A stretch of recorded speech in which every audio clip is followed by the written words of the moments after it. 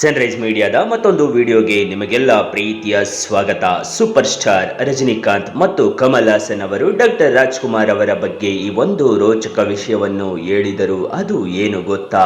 ಭಾರತೀಯ ಚಿತ್ರರಂಗದಲ್ಲಿ ಎಷ್ಟೇ ದೊಡ್ಡ ಸೂಪರ್ ಸ್ಟಾರ್ಗಳು ಬಂದರೂ ಡಾಕ್ಟರ್ ರಾಜ್ಕುಮಾರ್ ಅವರಿಗೆ ಇರುವ ಸ್ಥಾನಮಾನವೇ ಬೇರೆ. ಕೇವಲ ಕನ್ನಡಿಗರು ಮಾತ್ರವಲ್ಲ, ಪಕ್ಕದ ರಾಜ್ಯದ ದಿಗ್ಗಜರು ನಟರಾದ ರಜನಿಕಾಂತ್, ಕಮಲ್ ಹಾಸನ್, ಚಿರಂಜೀವಿ ಮುಂತಾದವರು ಅಣ್ಣವರನ್ನು ಸಾಕ್ಷಾತ್ ದೇವರಂತೆ ಗೌರವಿಸುತ್ತಿದ್ದರು. ಅದಕ್ಕೆ ಕಾರಣ ಕೇವಲ ಅವರ ನಟನೆಯಲ್ಲ, ಅವರಲ್ಲಿದ್ದ ವೃತ್ತಿ, ಭಕ್ತಿ ಮತ್ತು ಎಂಥವರನ್ನು ಬೆರಗುಗೊಳಿಸುವ ಸರಳತೆ. ತಮಿಳಿನ ಸೂಪರ್ ಸ್ಟಾರ್ ರಜನಿಕಾಂತ್ ಮತ್ತು ಕಮಲ್ ಹಾಸನ್ ಅವರು ಡಾಕ್ಟರ್ ರಾಜ್ಕುಮಾರ್ ಅವರ ಬಗ್ಗೆ ಮಾತನಾಡುತ್ತಾ ಒಂದು ಆಶ್ಚರ್ಯ ಹಾಗೂ ರೋಮಾಂಚನಕಾರಿ ವಿಷಯವನ್ನು ಬಿಚ್ಚಿಟ್ಟಿದ್ದರು. ಆ ವಿಷಯ ಕೇಳಿದರೆ ಪ್ರತಿಯೊಬ್ಬ ಕನ್ನಡಿಗನ ಎದೆಯು ಉಬ್ಬುತ್ತದೆ. ಹೌದು, ಚಿತ್ರೀಕರಣದ ಸೆಟ್ ಎಂದರೆ ಅನೇಕ ನಟರಿಗೆ ಕೇವಲ ಕೆಲಸ ಮಾಡುವ ಜಾಗ.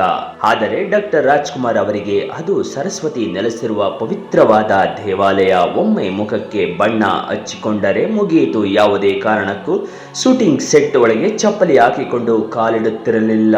ಬೇರೆ ನಟರು ಶಾಟ್ ಮುಗಿದ ತಕ್ಷಣ ಹೋಗಿ ಕ್ಯಾರವಾನ್ ಸೇರಿಕೊಳ್ಳುತ್ತಿದ್ದರೆ ಅಥವಾ ಕಾಲಿನ ಮೇಲೆ ಕಾಲು ಹಾಕಿ ಕುಳಿತುಕೊಳ್ಳುತ್ತಿದ್ದರೆ, ಅಣ್ಣವರು ಮಾತ್ರ ಇಡೀ ದಿನ ಬರಿಗಾಲಿನಲ್ಲಿಯೇ ಇರುತ್ತಿದ್ದರು. ಎಷ್ಟೇ ಸುಡುವ ಬಿಸಿಲಿರಲಿ, ಕಲ್ಲಿರಲಿ, ಮುಳ್ಳಿರಲಿ, ಕಾಡಿನ ಮಧ್ಯೆ ಚಿತ್ರೀಕರಣ ನಡೆಯುತ್ತಿರಲಿ, ಕ್ಯಾಮರಾ ಎದುರು ಬರಿಗಾಲಿನಲ್ಲಿಯೇ ನಿಂತು ನಟಿಸುತ್ತಿದ್ದರು. ಪಾತ್ರಕ್ಕೆ ಮಾತ್ರ ಚಪ್ಪಲಿ ಹಾಕುವ ಅನಿವಾರ್ಯತೆ ಇದ್ದರೆ ಮಾತ್ರ, ಉದಾಹರಣೆ ಜೇಮ್ಸ್ ಬಾಂಡ್ ಸಿನಿಮಾಗಳಲ್ಲಿ ಮಾತ್ರ ಶೂ ಅಥವಾ ಧರಿಸುತ್ತಿದ್ದರು. ಶಾಟ್ ಮುಗಿದ ತಕ್ಷಣ ಮತ್ತೆ ಬರಿಗಾಲು.